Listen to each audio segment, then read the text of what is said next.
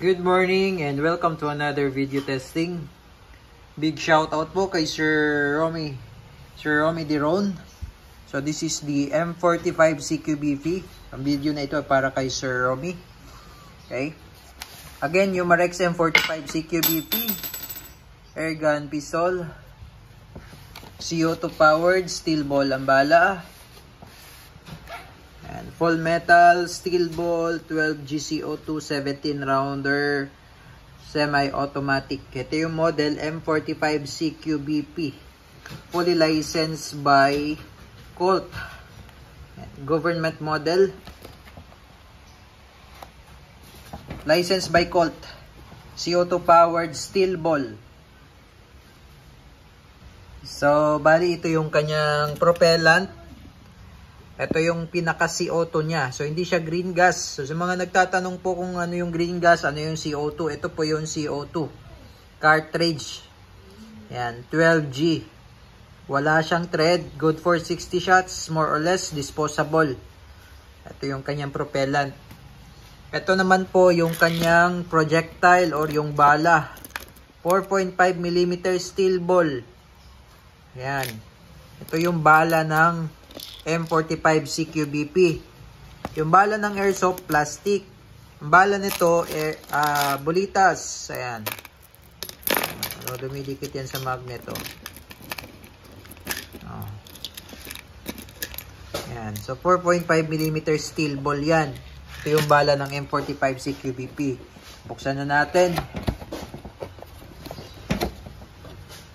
Ito yung mga kasama sa box. Ito yung maintenance manual. Safety instruction and maintenance manual. Ayan. Ito naman po yung operating instruction manual. Ayan.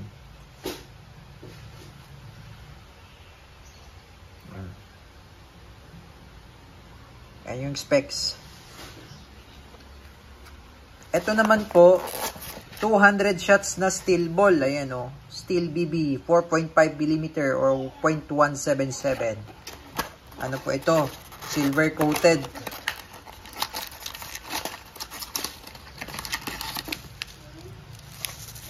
Ayan. 200 shots. Ito naman po ay Allen range. Para sa magazine to. Pamihit sa magazine. Tapos ito yung unit. Ayan o. Gwapo o. May kabayo pa oh. Government model called automatic caliber 45 markings oh sa slide. With serrations front and rear. Naka anti-skid grip na siya. Naka yung magazine niya is extended. Beaver tail safety. Naka ambidextrous manual safety na yan. Ayan, ambidextrous manual safety. Yan, oh. So, kabilaan po yan. Yan, manual safety. Yan. Yung magazine niya, 17 rounder. 17 plus 1. Ayan, naka-tritium sight. Ang ganda ng sight niya, oh. Naka-tritium na siya. White dot. 2 dot sa harap.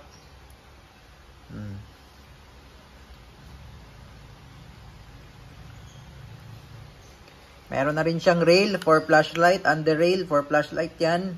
Accessories. Laser. Pwede lagay dyan. Oh. Then, ito yung kanyang magazine. Yung magazine niya is 17 plus 1. CO2 powered. Bali, nilagyan ko na to ng oil, sir.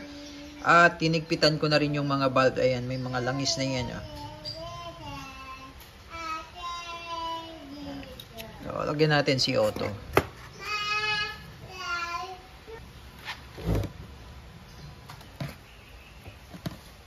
Ito yung CO2, ito yung magazine. Ganyan lang, pag-load. So, sa mga newbie, ito po ay airgun pistol, hindi po airsoft. So, tandaan nyo po, kasi may mga nagtatanong po, no?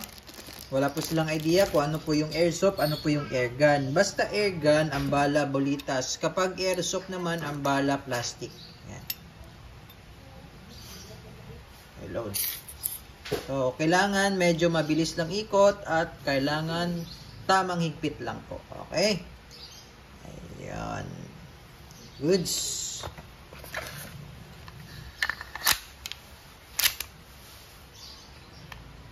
So, kapag kinasa mo yan na walang bala, naglalak yan. Automatic naglalak.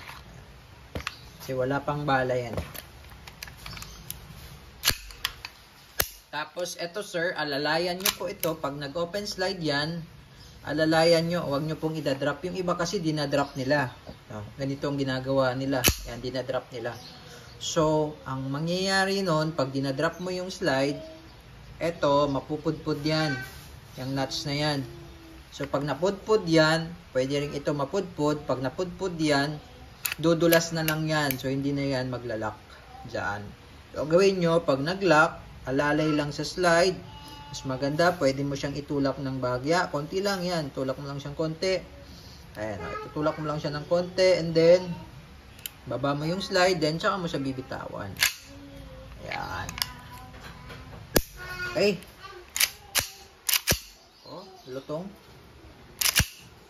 Crispy. Ngayon, lagyan natin ng langis pala yung slide, no? Babaklasin ko.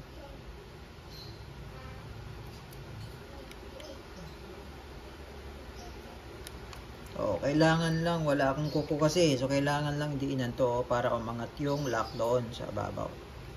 Ito to.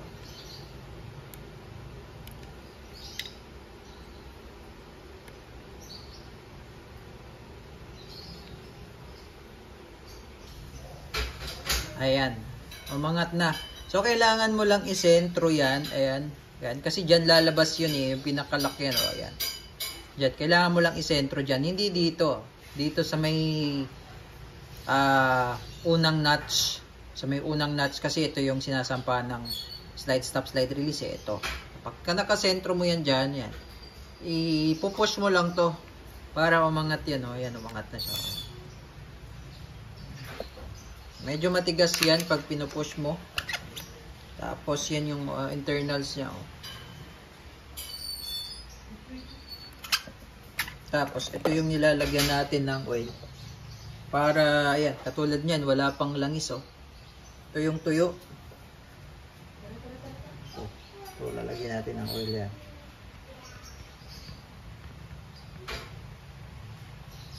Sa kabila naman. Kabilaan po yan nilalagyan. Konti lang, mag-spread naman yan. Pati dito sa ibabaw, lagyan din natin. Yan. Oh. Tapos, pagbabalik naman, dito nyo ipapasok. Papasok nyo dito. Ito may butas na yan. Papasok nyo po dito. Yan. Tapos, papansin nyo kumakalang ito. Itong part na yun. Ayan, oh. Ito. Kumakalang yan. So, ang gawin nyo, i-push mo lang. Ayan, ipupush mo lang ganyan. Ayan. Tapos, sisentro mo lang siya dyan. Kagaya ng dati. Tapos, ito, sasalpak mo lang siya dyan. Ayan. Papasok. Kasi ito, ipapasok mo kasi dyan. Ayan, papasok mo siya dyan. Sisentro lang natin. Ayan. Yan. Tapos, push mo lang. Ayun. Then, release. Smooth. Smooth na. Konting punas lang sa mga excess na oil. Yan. Pag naubusan naman ng oil, silicone oil, huwag pong gumamit ng BB oil. Mas maganda yung petroleum jelly. Yan. Petroleum jelly. And then, eto naman, sa paglo-load ng bala, ito yung bala.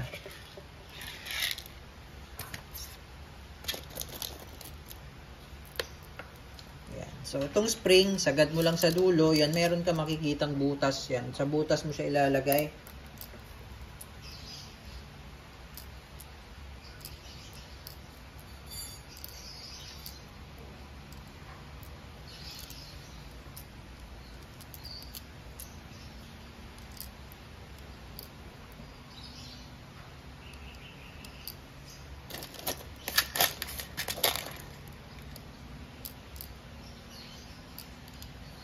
Ayan.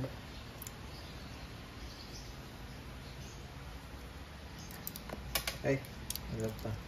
Ayan. Tapos, yung bakal, pinakabakal, minsan pagka binabalik mo yung spring, minsan kumakalang siya dito eh. Dito. Minsan kumakalang siya dito sa may butas. So, ang gawin nyo, tulak nyo lang papasok. Ayan.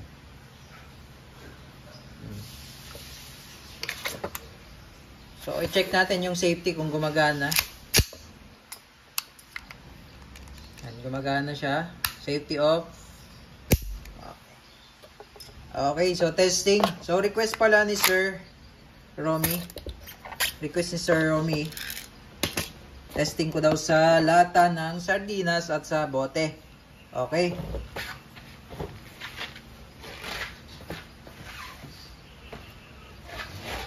Meron tayo ditong isang bote at isang lata ng mega sardines. Okay, so testing.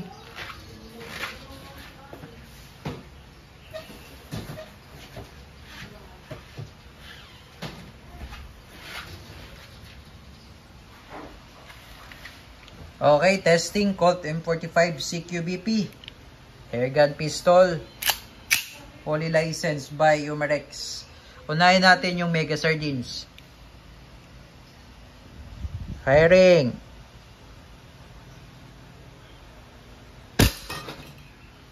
Okay. Tingnan natin kung nag-through and through ba yung bala.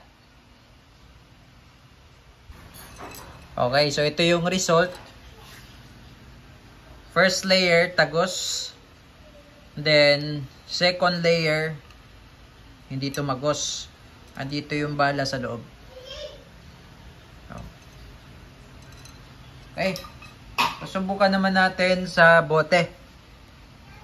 Okay.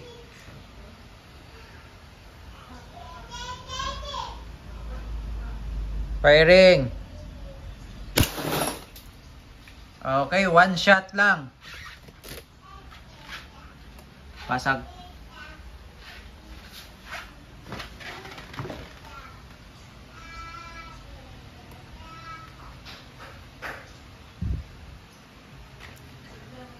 Okay, sa lata naman tayo, firing.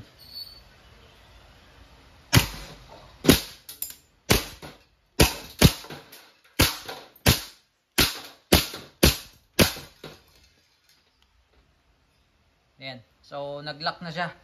Sabihin, wala nang bala. Pero minsan, hindi siya naglalak kapag yung magazine, eto, lumalamig. Pag malamig ang magazine, minsan hindi yan naglalak. So, normal lang po yun. Huwag po kayo mag-alala pag hindi naglalak.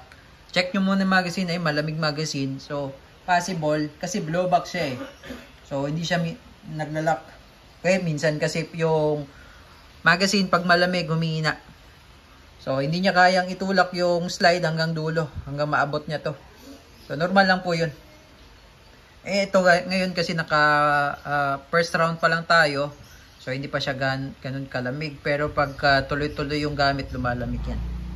Kasi katulad ng sinabi ko kanina, huwag nyo pong idadrop yung slide. Hammer down. So, ito po may laman pa tong CO2. So, naka 10 or 15 rounds pa lang tayo. Okay, so again, this is the Umarex M45 CQBP. Ang bala nito ay bulitas. Ang hangin niya ay CO2. Ito ay airgun pistol by Umarex. Tingnan natin pala yung lata. Ayan. Oh. Butas-butas.